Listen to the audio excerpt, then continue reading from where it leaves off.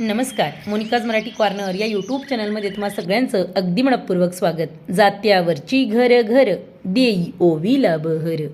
बहिणीचं लग्न झालेलं आहे आणि बहिणीला भेटण्यासाठी म्हणून खास भाऊ हा बहिणीच्या घरी गेलेला आहे.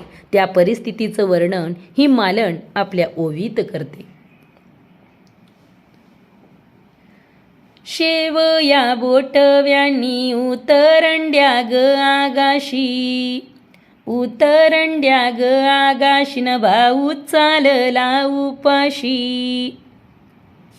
घरी वासाचे तांदूळन काय करता असून, काय करता असून सासरवाशी ग बहीण.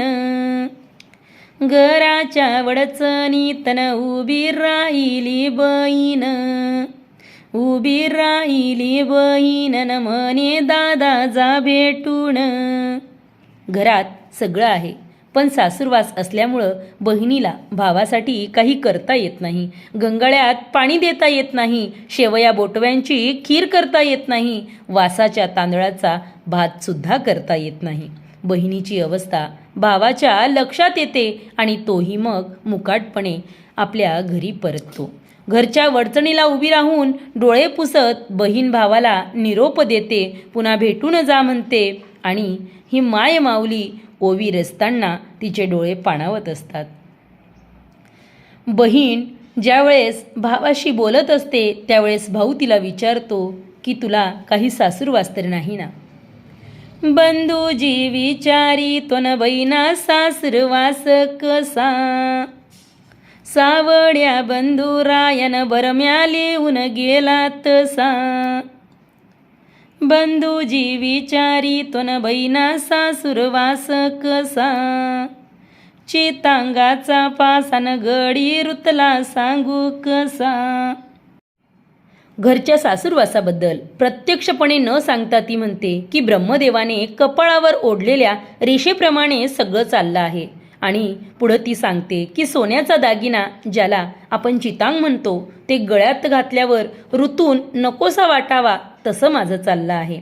सासूरवास हा जात्यावरच्या ओवीचा जिव्हाळ्याचा विषय.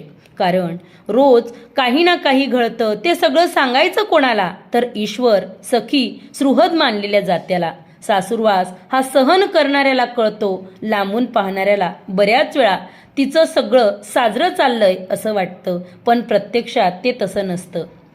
एका ओवीत त्याचं सुंदर वर्णन येतं. राजबंसी ग पाखरून चोची मंदी दुखावल, राजबंसी ग पाखरून चोची मंदी दुखावल. मोत्यानी पोवड्याचा चारा खान इसरल,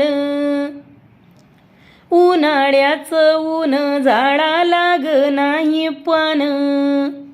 बाई उन्हाळ्याचं ऊन झाडा लाग नाही पान. जंगल पाखराचं उदास झालं मन. सुंदर असं वर्णन ही मालन आपल्या ओवीत करते आणि दुःखी असण्याचं जे कारण आहे ते प्रत्यक्षपणे न